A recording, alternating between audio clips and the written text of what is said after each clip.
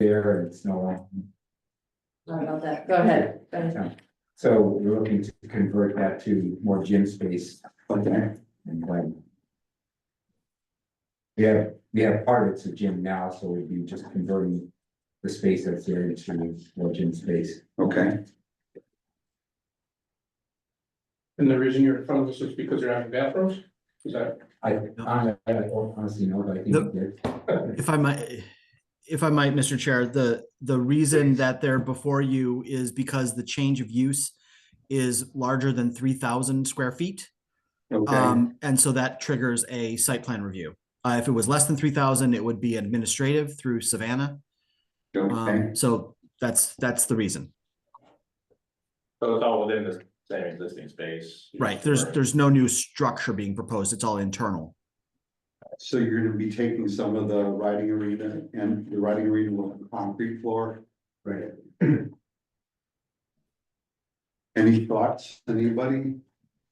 How do you expect it will affect your parking demands? It's gonna be the same. We're basically servicing the same clientele.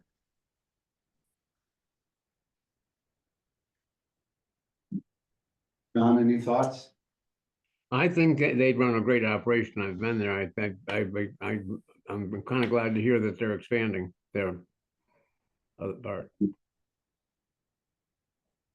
Thank you. John, any thoughts? No, I have no concerns or objections to this. It's Okay. as straightforward as it comes. And Usually the concern would be the bathroom situation, but they have that letter from the Eastern Highlands, so. yes, Yeah, it seems pretty straightforward. so I'll make a motion, we accept the application as presented. I'll second. Any discussion? All those in favor? Aye. Opposed? Is that unanimous? I believe it is. Tom? Yep, That was- I deny. Yeah, you do a wonderful job. Thank you for being You guys here. appreciate it. Thank you. Thank you. You're dismissed. Thanks, guys. Thanks, guys. That might be a record time wise. Merry Christmas. Okay, next up is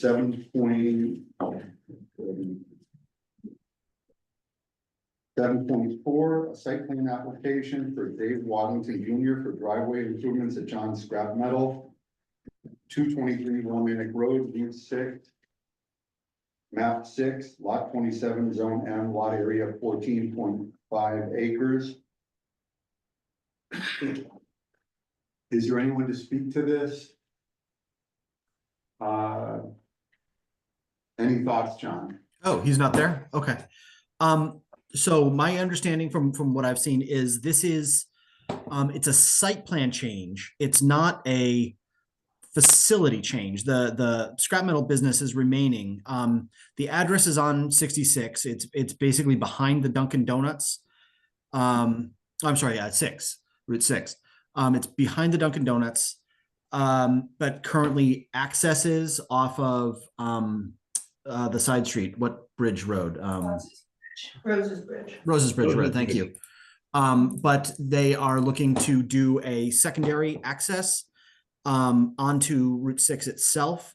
So that requires a driveway cut, and there is an old, relatively unimproved driveway location there, but they're looking to improve it and expand it, which requires state encroachment with DOT. And DOT requires local indication of approval. So this is, a site plan change relative to vehicular circulation. But, the use is remaining the same, the structure is remaining the same. They're just getting a new way in and out. So I have no concerns with this.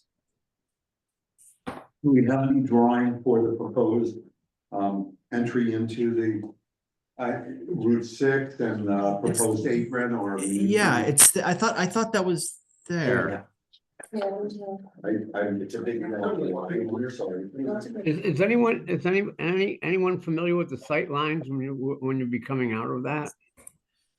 I think the sight lines are good. It's a little close to the Duncan entrance, but that's for the DOT to work out. Okay. But the sightlines through that area, once you merge onto 6 from 66 or 6 is pretty good.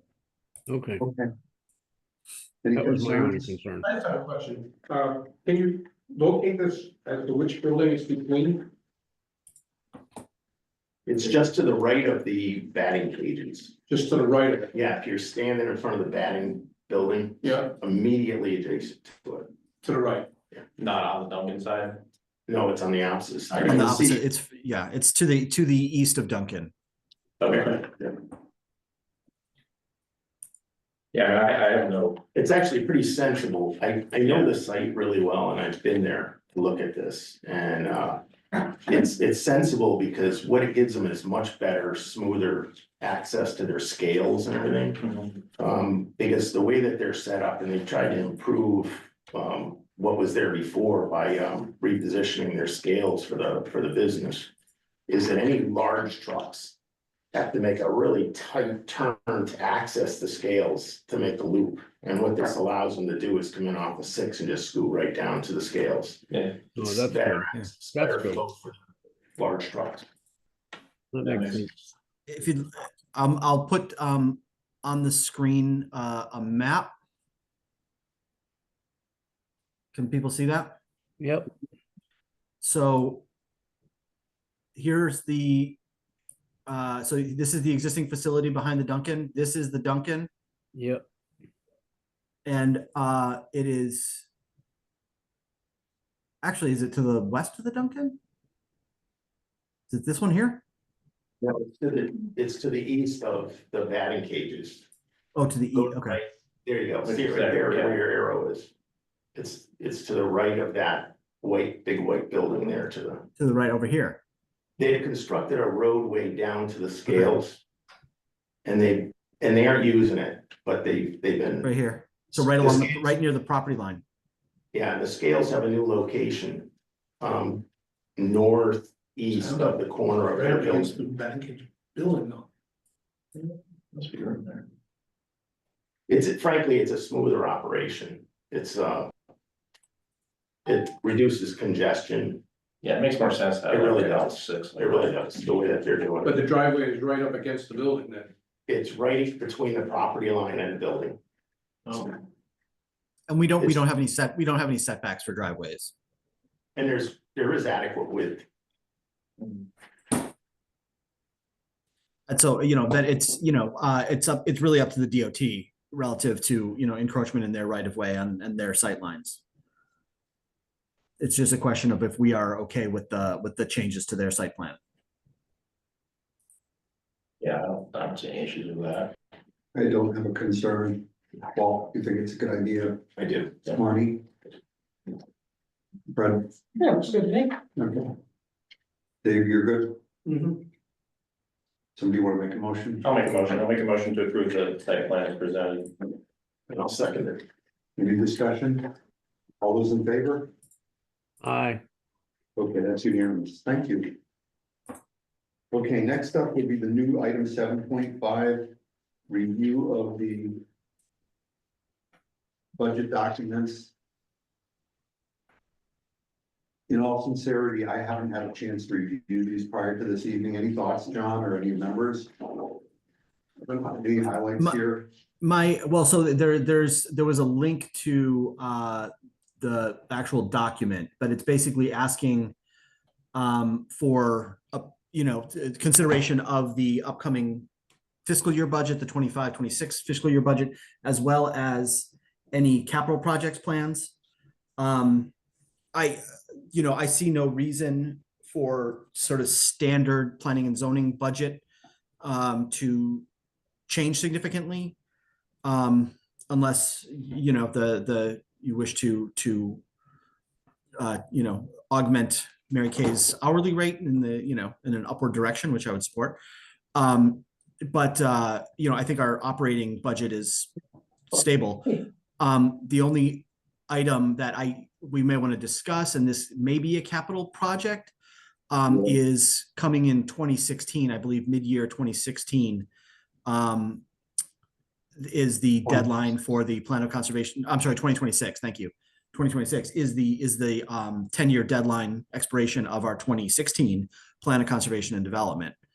You know, if this commission is looking to do it more or less in-house, as you did last time with Paula, you know, with me facilitating that, it really shouldn't change functions. I would basically say, you know, the time that we've been spending on regulation updates, we can kind of roll over to discussing Plan of Conservation and Development stuff, and be done as part of our standard planning contract. So I don't necessarily see any real reason to adjust that unless the commission is looking to, you know, hire some fancy out-of-town consultant and write an RFP for a Plan of Conservation and Development. You're welcome to do it, but you know, Can you reiterate the timeline on that again? the plan of Conservation and Development needs to be updated every 10 years. And But when would we actually start? I would say we probably want to start early on in the new year. Let me see what our actual approval date was. I think it was mid 2016. Remember, So I think, you know, give yourself a year to a year and a half, and that should be plenty. So the most time consuming things, typically, we're gonna identify some major issues that we want more clarity on and hold some public hearings to get public input about potential changes to the Plan of Conservation and Development. And that's really the most time consuming part. And then once we get the input, then it's a matter of administratively making the changes. And then we hold a public hearing for the proposed Plan of Conservation and Develop for the public to look at, review, and then hold it for them to comment on. So it's no one of them is huge, and I think the seismic shifts that we've experienced in what our approach is to zoning, we've already started to implement, and we're working on that more aggressively at an earlier stage from the subcommittee standpoint. And we would probably want to take whatever actions that the regulation changes have taken and make sure those are incorporated in the Plan of Conservation and Development. Just for the new members, that's a document that many times when the town goes for grants, they use that as the basis to justify why they're asking for a grant, planning grants.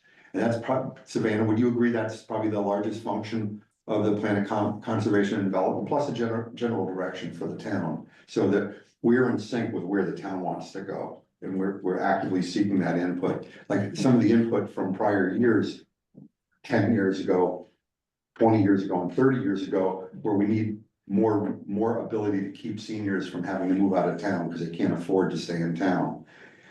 We're trying to do that. How much we can do is another issue, but we're trying to do everything we can to make that a reality.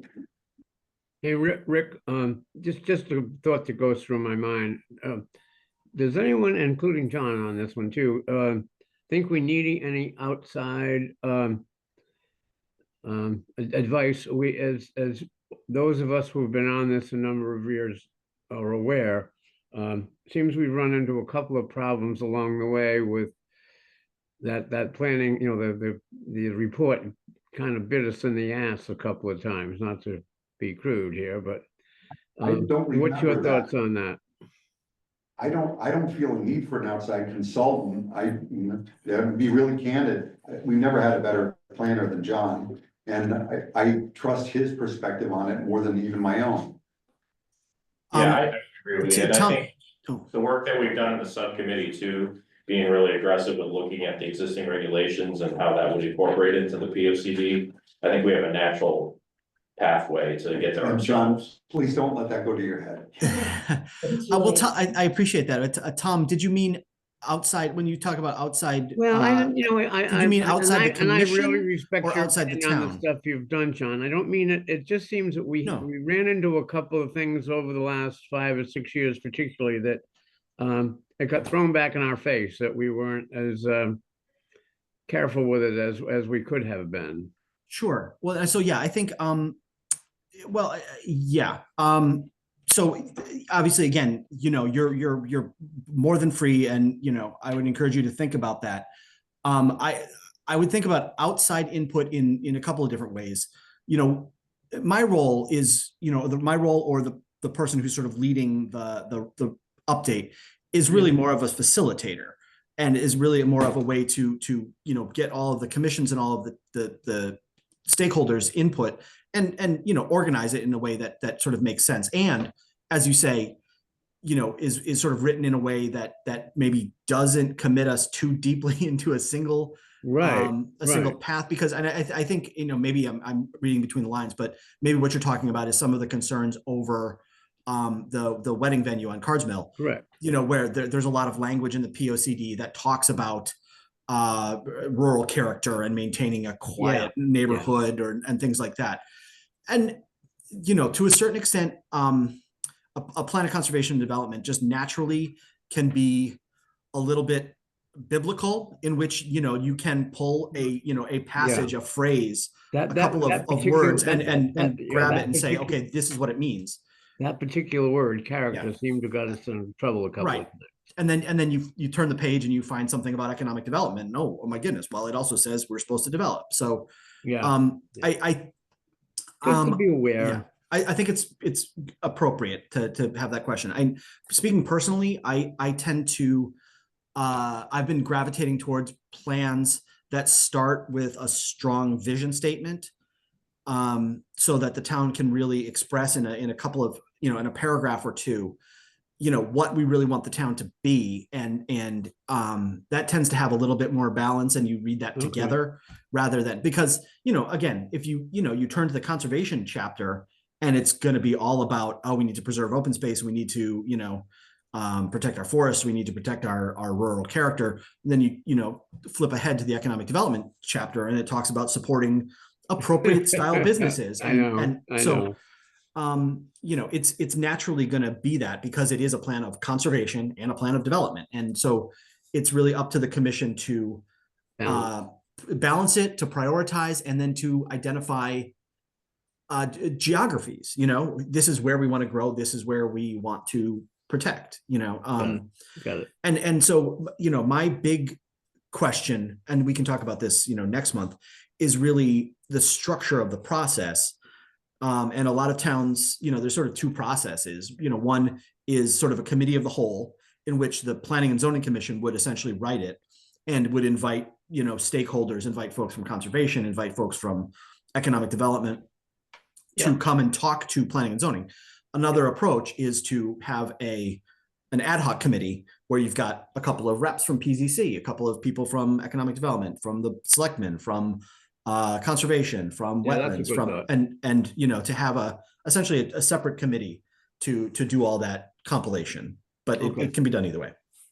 So, like, I just want to point out, we did have our current 20 years ago, we did have the plan of conservation and development developed by a professional.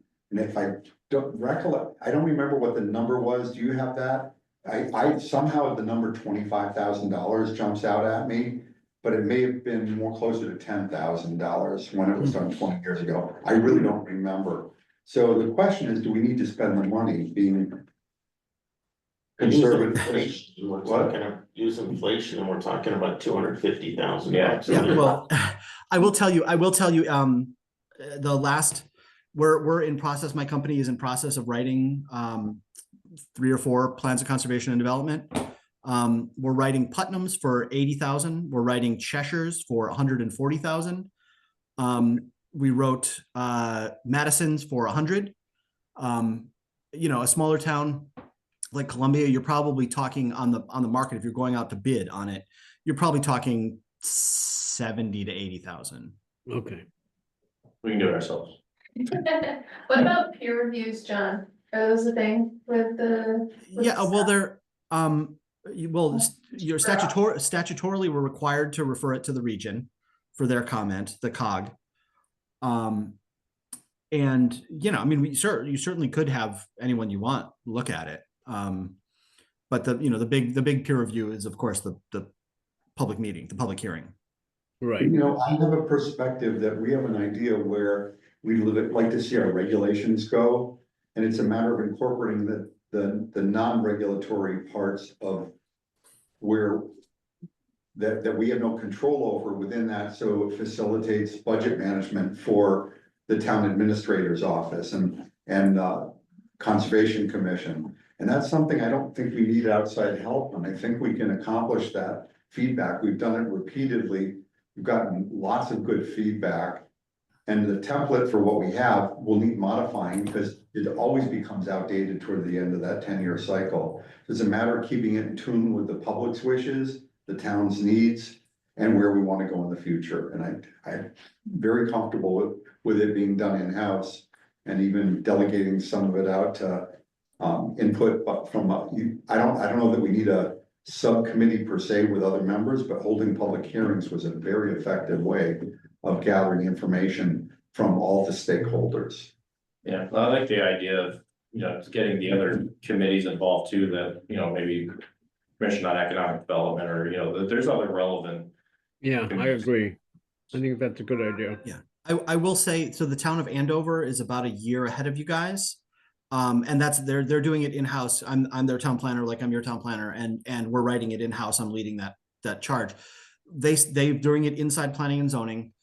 They started with a vision statement and basically 6 guiding principles, some dealing with housing, dealing with transportation, dealing with economic development. And then as they discuss each guiding principle, they're bringing in those groups. So actually this next week, we're having a discussion with the Conservation Commission about, conservation and open space. And they're presenting their goals to planning and zoning for that That topic. makes sense. I like doing it that way, and then, I think what we're dealing with as a foundational document, the current planning, conservation development is pretty detailed. So it's not like we're starting fresh. So I think we can handle it and be careful how much money we're spending. It's something we need. I just note that the last plan, the current plan, was adopted in late June of 2020 or 2016. So we have until late June, basically the end of the next fiscal year. So we're at about a year and a half. And so I think like yesterday. so it seems like that if we start, I would say we start, organizing ourselves early on in January, February, and go from there. So let's make it an agenda item as of the first meeting of 2025, and maybe we can hash out a plan going forward. Maybe even hash out a timeline. Sounds good. At that meeting. Sounds good. I want to go back to one other item. You mentioned Mary Kay's been doing this superb job. And I want to recognize that and thank her. But isn't that more of an administrative function? Honestly, I don't know, Mary Kay, where you derive I think you probably get some from several different commission line items, right? Yeah. So I'll be asked to weigh in on staff performance, and I clearly will give an honest review. Yeah, you deserve it. Yeah, and same to you, John. And And staff. Savannah, Got a good, really good on group. board, but I'm so impressed with the quality of the. Doesn't it really feel like we're where we need to be? Yeah, it's Yes, very nice. really appreciate all of Where you. we need. Thank you. You very guys much. done a great job. This is going to take the money out of your account there, Rick. All the way around. Okay, so in terms of this, we're not looking for any major change in our budgetary process. Should we just have a vote to accept what is proposed by the town budget from a budget standpoint? What would the motion form take, or do you need a motion? I would, because there might be a little bit of wiggle room. I don't, it doesn't say, that memo didn't say like the town is looking for a zero-based budget or anything like that. But I think maybe the commission could empower you to finalize a budget proposal, with the assumptions that we will be, maybe looking for some administrative increases for staff, but no major capital expenditure. And essentially the rest, the training, the publications, whatever those internal line items are essentially flat. So right after the first of the year, they're typically tapping me on the shoulder saying, look, give us a perspective, a review of each of the professional staff that you work with. And so if you're comfortable with that, great, fair is fair on administrative salaries and things, but the rest of the budget has worked fine. We really, typically the budget eaters have been public notices for special permits and subdivisions. And we, lost money on those in the past, and those are just not occurring at a rapid rate. Special permits rarely, and we're with our committee, we plan to probably eliminate special permits wherever we can going forward, just as a matter of a fairness doctrine. What's the current budget that we're working under? Well, it would fall into a lot of different buckets for advertising and so on and so forth. I don't know if we are aware of a total budget number. John, are There's you? nothing in here. Let me see if I can find something. Hey, Rick, did we go to, or did anyone go to that land use thing down there? We used to go to in Middletown. This year coming up, I've read where it's gonna be, a virtual meeting. Right, it's But they- online in Yeah, March but or they March or April. want 60, they want us to register by the middle of February sometime, or late, I don't know, February something. I think the March 25th is the date of the actual meeting, but it's $60 a pop. Yeah, so the Connecticut, just for the members, the Connecticut Bar Association puts on a legal seminar. It's been in person in the past at Middletown. Yes, and it's superb. I mean, It's great. It's really good. And if you're looking to supplement your basic education about the planning and zoning process, that's a must attend. It's intense. Yeah, it's an all-day seminar. Yeah. Some of what they cover doesn't apply to a municipality our size.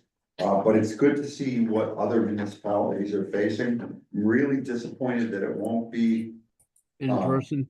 in person, because there's a lot of networking that goes on with from other towns. And That's a that's shame. unfortunately the reality of it. And snacks and soft drinks and stuff. Yeah, they feed you lunch if you're there. So Yeah, you the use lunch got too expensive.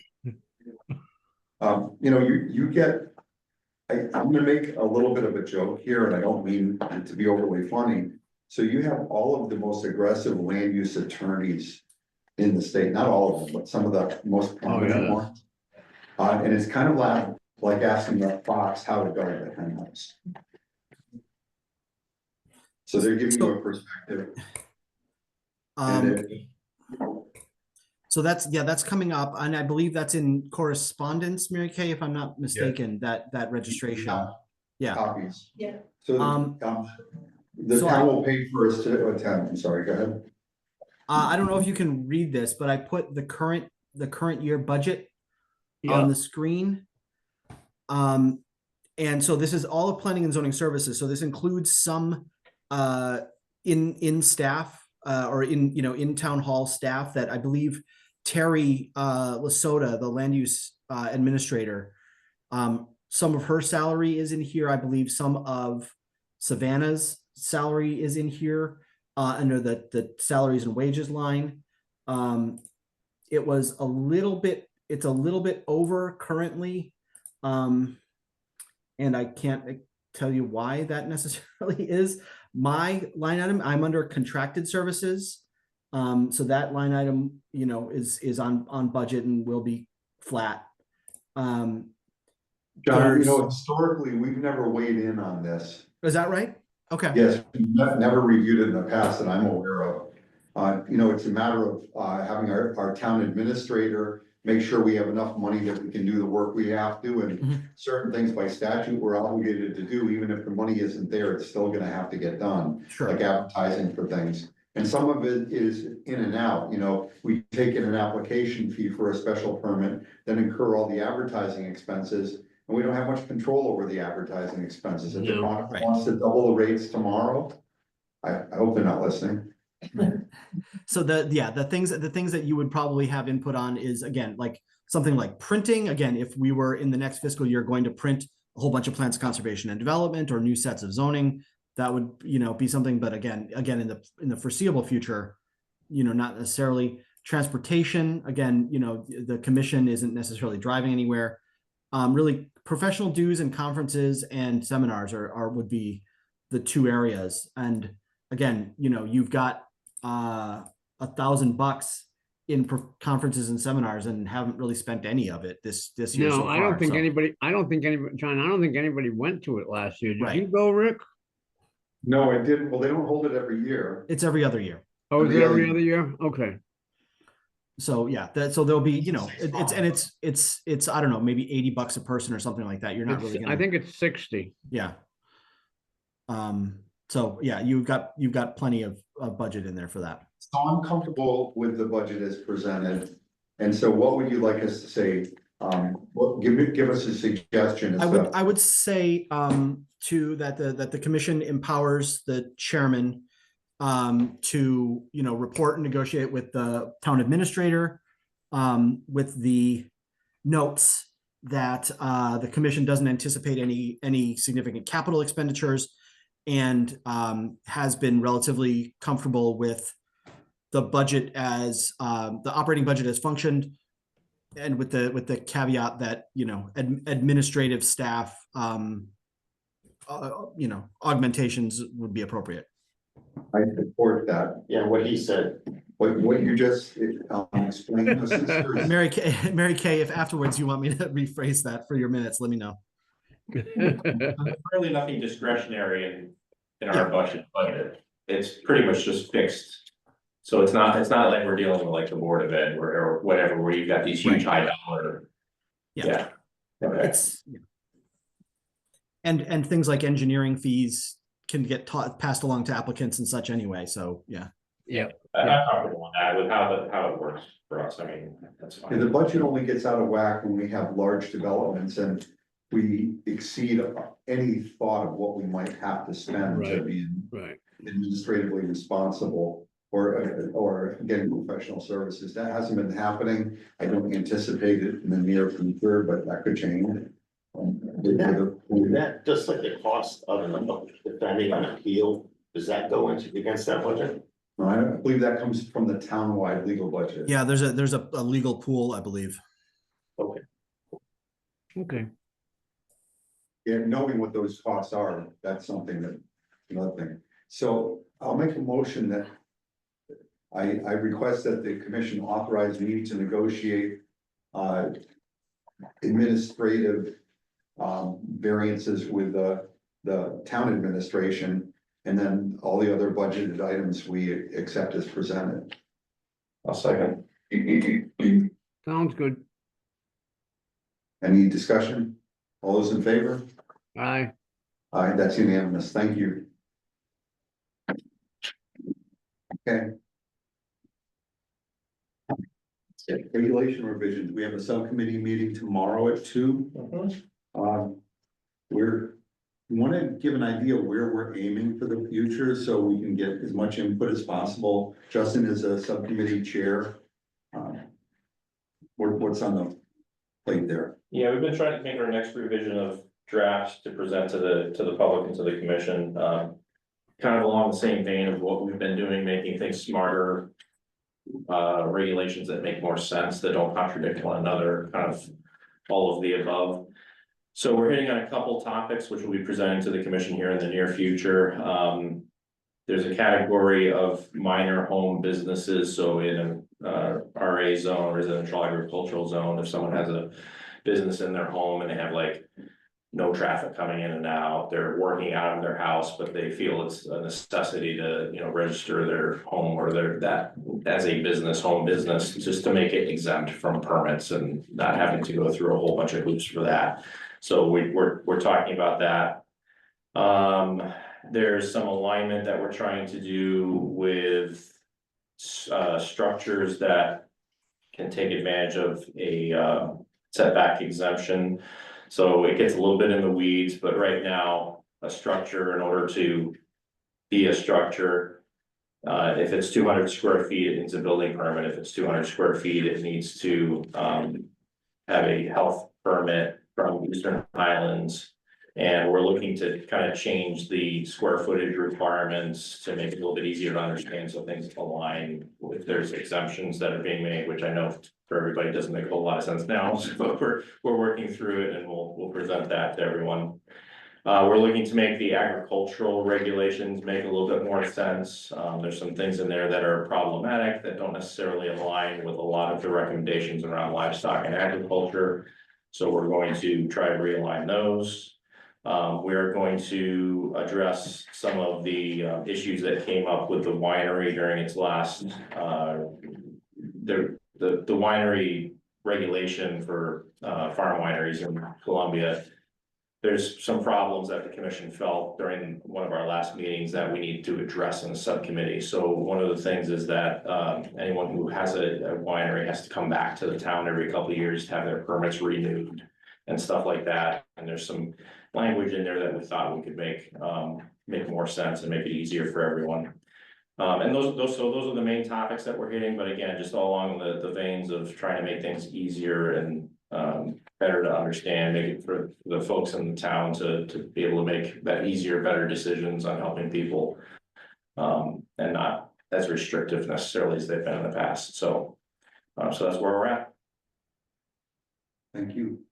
Yeah, so, well, we have at 2:00, anyone's welcome to come to the meeting, I'll encourage anybody that has interest to come to the meeting. Communication and reports. Can you just talk briefly to the appellate court denial of Heather and Jordan to the Town of Columbia Planning and Zoning Commission about the event facility? Yeah, total victory. This? So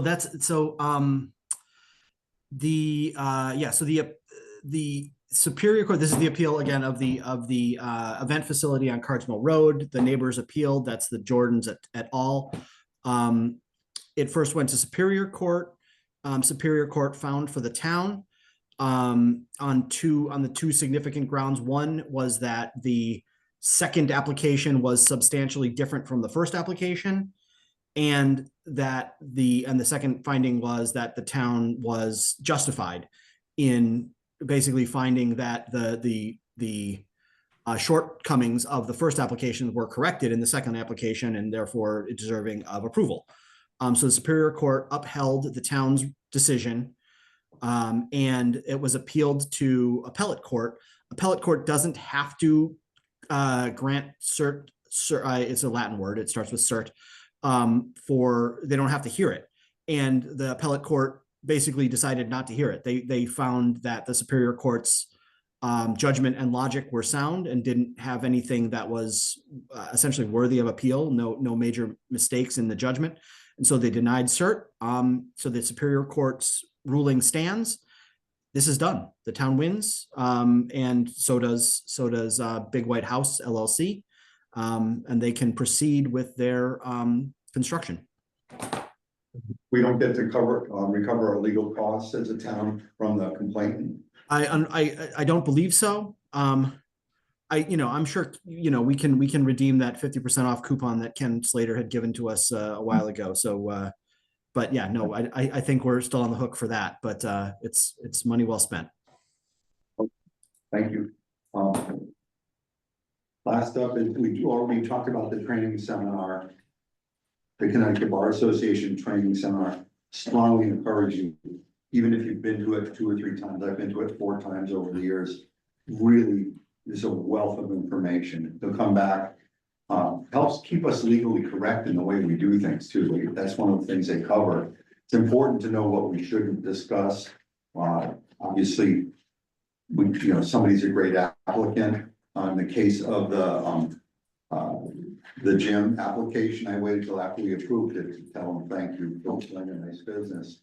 Didn't want to, because the quality of the business there should never weigh in on our yes or no. It's the validity of the land use, and that's how we should keep it. Next up is commission open discussion. I asked Mary Kay to do some research for us and find out how long Vera Eglert served on the commission. She's no longer on the commission. And I'd like to generate, after our next meeting, a formal letter thanking her for her service. She's been on for a very long time. And I just wanted to know how much we appreciated the time she put in. But I'd just like an accurate perspective if you can. Yes. Sorry to just throw all this on No, you. Anything else in the commission? So we have our commission open discussion. This is where stuff that isn't on the agenda, I'm saying that's for our 2 new members. Have at it. As new members of the commission, you're ambassadors to the town. We always want people in the town to know that we're extremely receptive to regulation changes. A member of the public has a right to petition for a regulation change if they pay for it. They don't generally need to do that. If they can come to have a discussion with us and we feel we really need to make a regulation change, we want to be wide open to that. We don't want to force people to spend money where they don't have to. So there are two legislative agencies in town, the Board of Selectmen and Planning and Zoning. We make laws, they make laws as they apply to each of our areas of administrative oversight and legislative oversight. Anything from the commission?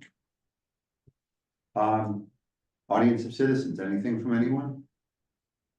You guys? Yes. Shipshape, Hi, or Cherry Valley Road. Hi, everybody. This new driveway that's going in for John's Meadow.